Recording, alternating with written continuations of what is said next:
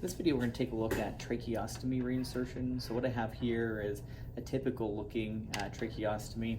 This is what's called an obturator. So you can see that we have a piece here that's going to help us reinsert that tracheostomy tube into the stoma if needed. And this one actually has an internal cannula as well. So what we see here is that we have an internal cannula that we can place into the tracheostomy itself. So what we'll do is give you an example of how we would go about reinsertion. So we have a mannequin here that has a stoma.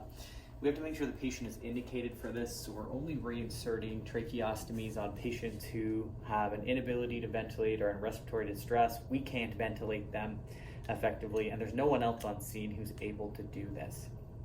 So if the patient is indicated, you want to put them in a position where we can gently extend the neck and expose the stoma. One of the things that can happen is that this stoma can start to close in on itself very quickly after a tracheostomy is removed. And that's one of the reasons why we may need an obturator. So if the tracheostomy has an obturator, we will insert that into the tracheostomy, and that'll be our first step. We're going to clean this tracheostomy if we're reinserting an old one, and we want to lubricate it in order to try and have the best chance of reinsertion. And reinsertion is pretty easy. Basically what we're going to do is use a curved upward motion, so like this, where we're curving it upwards into the tracheostomy and then removing the obturator. So we've reinserted the tracheostomy. This one has an internal cannula which can also be reinserted. And then whatever securing device the patient has, this could be tape, this could be a strap, or a special device that will secure the device onto the patient's tracheostomy.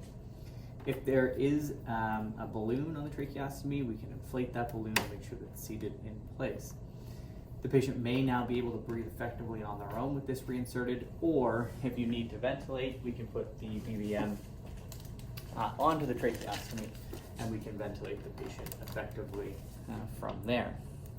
The other piece is that we are eligible to perform deep suction on a tracheostomy. So we just spoke about deep suction on an endotracheal tube. We can deep suction a tracheostomy as well using our deep suction catheter.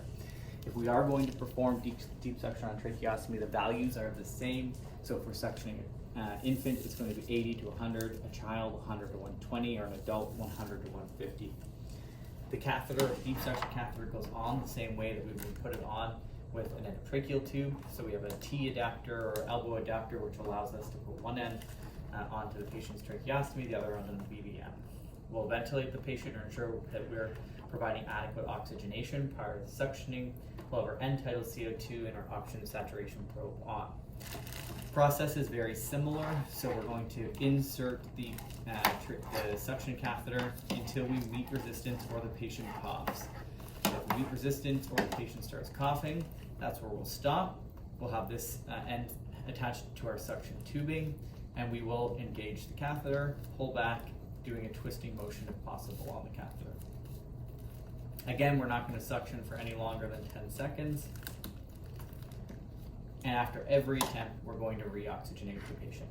And that's all there is to it.